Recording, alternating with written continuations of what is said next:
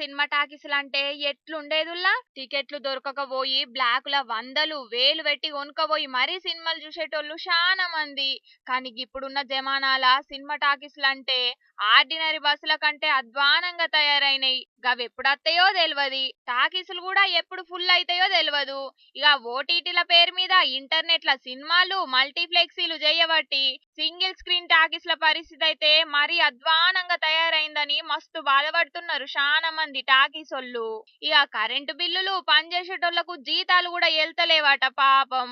గందుకే తెలంగాణలో సినిమా టాకీసోళ్ళు అందరు కలిసి ఎల్లుండికెంచి 10 రోజులు టాకీసులు బంద్ పెట్టాలని డిసైడ్ చేసుకున్నారు.